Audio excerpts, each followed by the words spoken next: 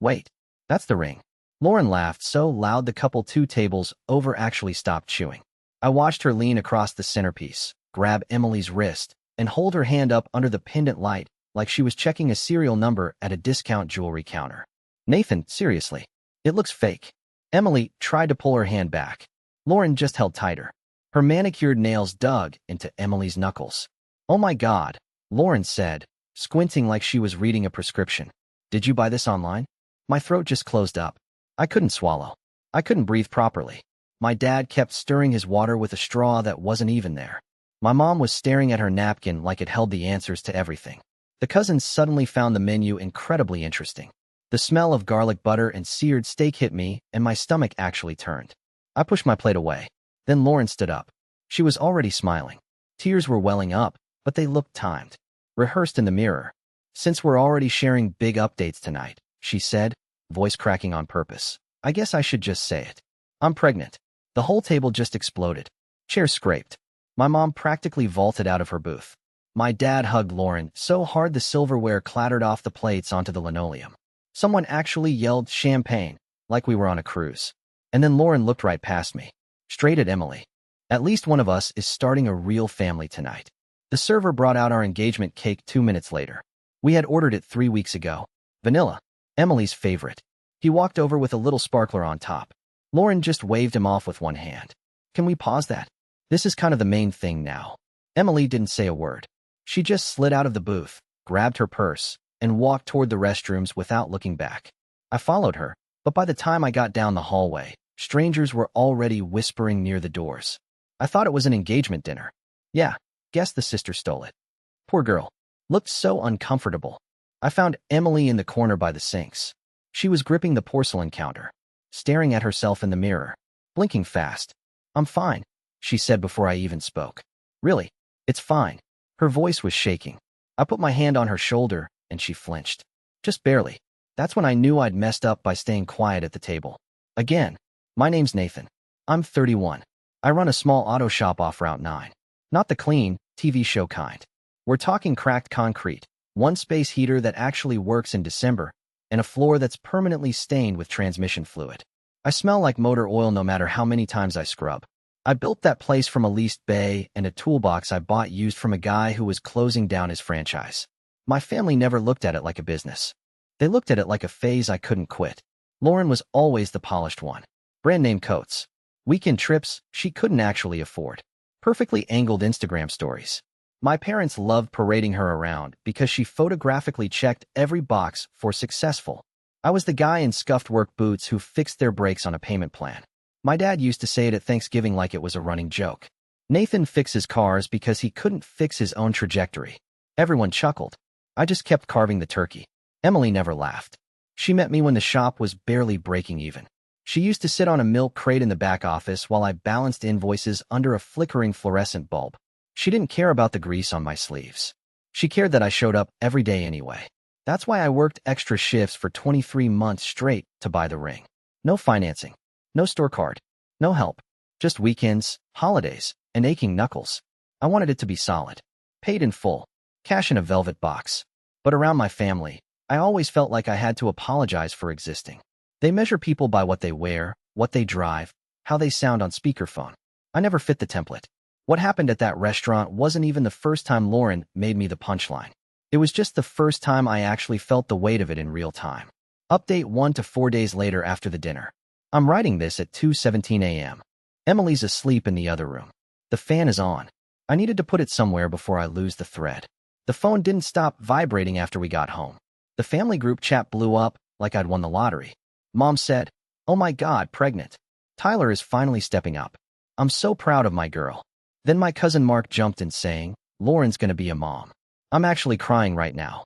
My Aunt Diane immediately started talking about baby shower ideas and venues, saying she already pictured pink and blue balloons everywhere. And then Lauren replied with this fake sweet voice saying, "Thank you guys. Honestly, I just want what's real for my family now. No more drama. Just love. Not one mention of the engagement. Not one congrats to Emily." I sent a photo of the cake we barely got to cut. The frosting was already melting in the box. Lauren replied with a thumbs up and immediately changed the subject to nursery paint samples. Then the DM started. Private messages. Cousin group chats I wasn't even supposed to be in. I saw my cousin Jess comment. Not gonna lie, the ring looked kind of small, but congrats anyway. Hope Nathan can actually afford a house. Then Uncle Ray tried acting neutral by saying, mechanic work is honest work. I respect the hustle. But engagement dinners shouldn't get hijacked. And one of my other cousins, Tyler, commented, bro should have proposed with a rubber band next time. Everybody thought it was hilarious. I showed Emily the messages. She just handed the phone back and said, do you think they'll ever actually look at me? Like, really look at me? Not just when they need a +1 or a ride to the airport. I told her yes. I lied. I didn't know what else to say. Sunday dinner rolled around like nothing happened. Lauren had already claimed the head chair at my parents' dining table. My mom spent 45 minutes talking about maternity photo shoot packages while Emily sat quietly beside me, tracing the rim of her water glass. Nobody asked Emily how she felt. Nobody asked her what she wanted for the wedding. My dad asked Lauren if she was craving pickles or ice cream. Then my mom excused herself to take a call in the kitchen. The door didn't close all the way. I heard her say, Lauren's news is real life. Engagements come and go. We focus on what's actually happening. You know how Nathan is. He'll understand. I stood in the hallway staring at the drywall. My hands were shaking. I didn't go back to the table. I went outside, sat on the porch steps, listened to the neighbor's sprinklers hiss. Emily came out 10 minutes later. Didn't say anything. Just sat next to me and leaned her head on my shoulder. We stayed there until the streetlights flickered on. Update 2 to 3 weeks later. Things got worse, but slower, which is almost harder. Faster explosions you can brace for. Slow erosion just wears you down until you forget what solid ground feels like. Lauren started posting from our engagement dinner, but she cropped us out of almost every shot. The caption, biggest night of my life. So grateful for my people. The comments were full of people joking about my budget proposal and mechanic chic. Lauren liked 3 of them. Replied to one with ha ha ha you're too much. I know I should have confronted her. Instead, I just kept working. The shop was my escape. I'd stay until midnight sweeping bays, organizing parts, watching old brake tutorial videos on my phone. I'd scrub my hands until the skin cracked. I'd drink black coffee from a chipped mug. I'd sit on the rolling stool and just stare at the lift. That's probably when I should explain the other thing. The thing nobody in my family knows about. Because if I don't, this whole story makes no sense. For years ago, a customer came in terrified because a dealer quoted him $4,000 for a simple sensor replacement. He was shaking, told me he was choosing between that and his kid's braces. I showed him how to do it himself. Filmed it on a cracked phone, balanced on 2 empty oil jugs. Uploaded it to YouTube under a channel named after the shop. No face, just hands, tools, and clear explanations. I kept my voice calm. I didn't rush. I showed exactly where the clips go, what wrench to use, how to not strip the bolt.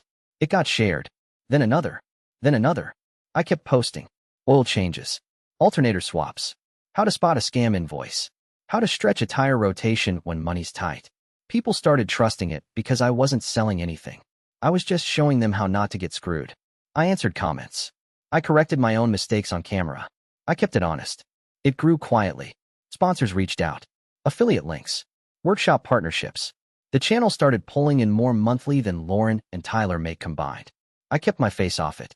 I used a different email. I didn't want relatives suddenly acting respectful because I became profitable. I wanted peace. I wanted to fix transmissions without someone asking if I was going to finally get a real job.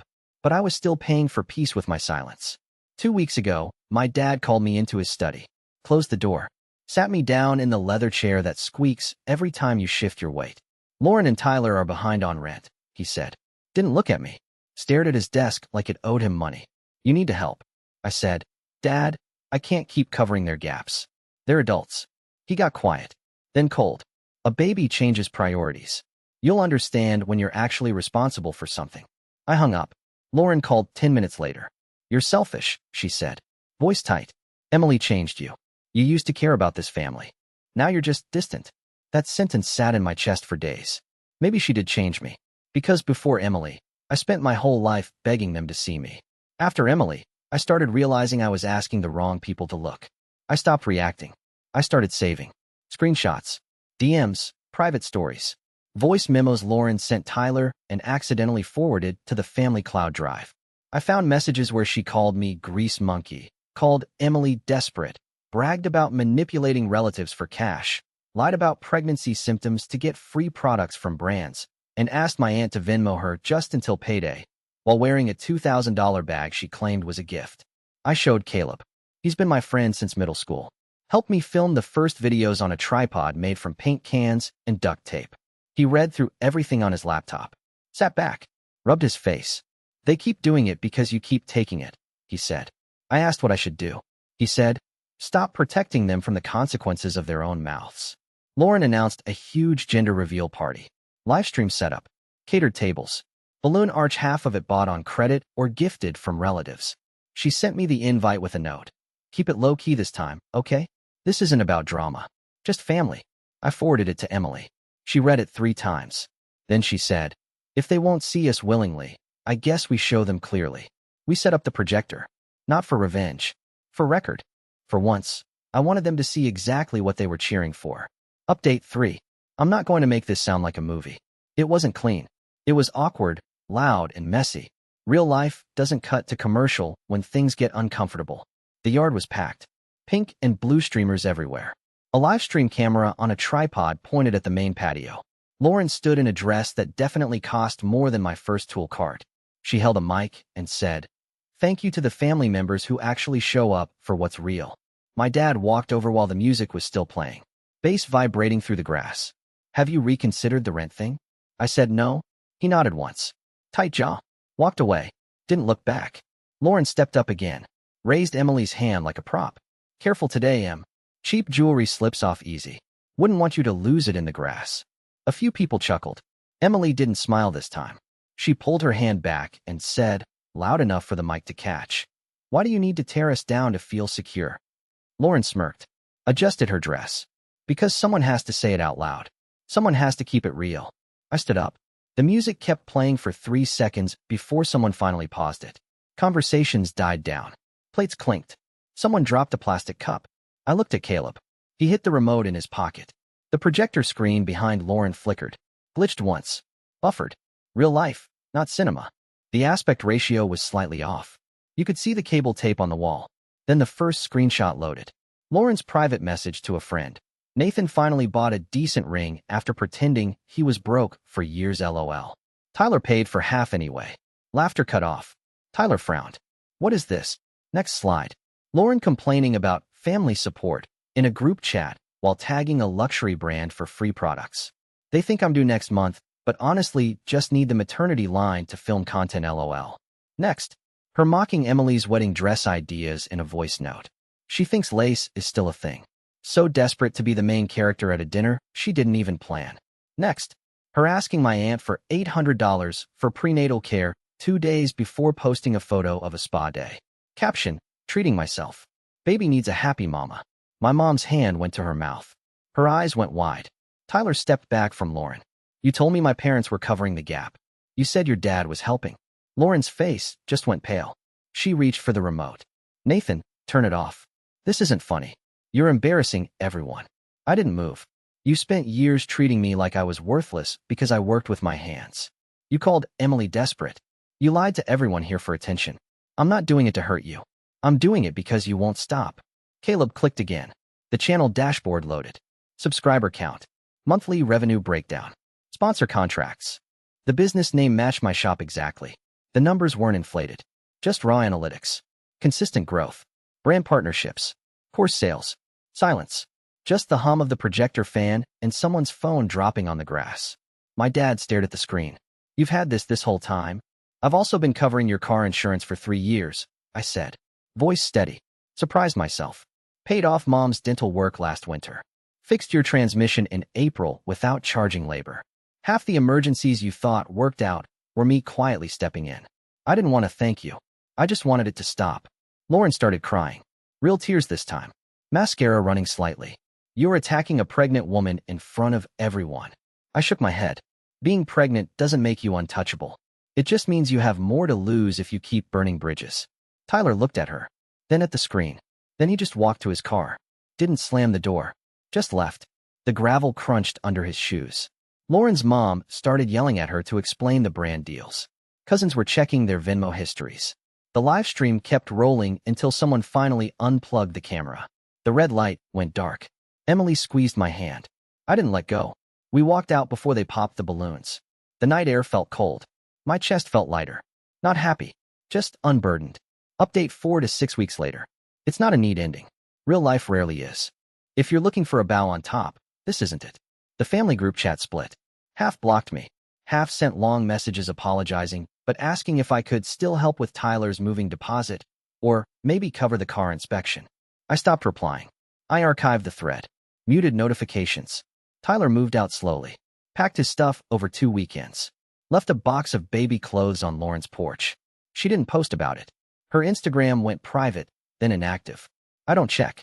I don't need to. The algorithm used to push her stories to my feed anyway. Now it's just mechanic videos and quiet mornings. My parents called. Left voicemails.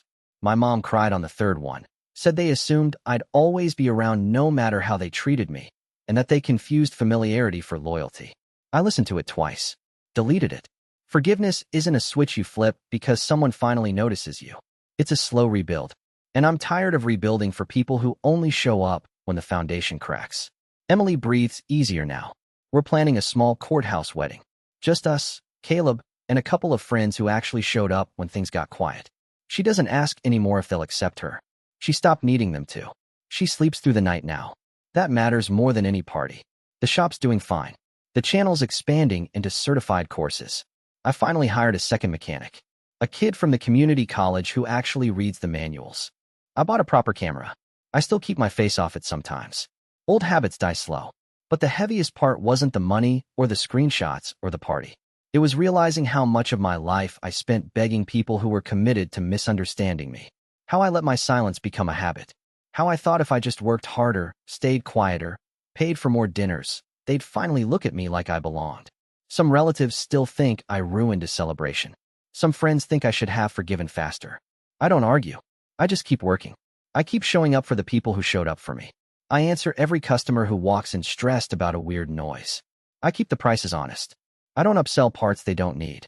If you're reading this and you've been made to feel small at your own big moments, or watch someone steal your joy because they couldn't stand not being the center of attention, I see it. It's exhausting. It's valid to be tired. It's okay to stop begging for a seat at a table where they only notice you when you stand up. You don't owe them your silence. You don't owe them your peace. I'm not asking for advice. I just needed to say it out loud somewhere it wouldn't get buried. Somewhere it wouldn't get turned into a family inside joke. Thanks for reading. I'll be around in the comments if anyone wants to share. If you've got a story about a hijacked moment, a quiet betrayal, or just the slow realization that you've been carrying people who refuse to carry you back, drop it below. I read them all. And if you're still fighting to prove yourself to people who decided your worth before you even walked in the room, keep going. The right people will notice. The wrong ones will just keep talking. You're not crazy. You're not too sensitive. You're just finally done apologizing for taking up space. Stay grounded. Keep your hands clean. And don't let anyone convince you that your quiet grind is anything less than enough.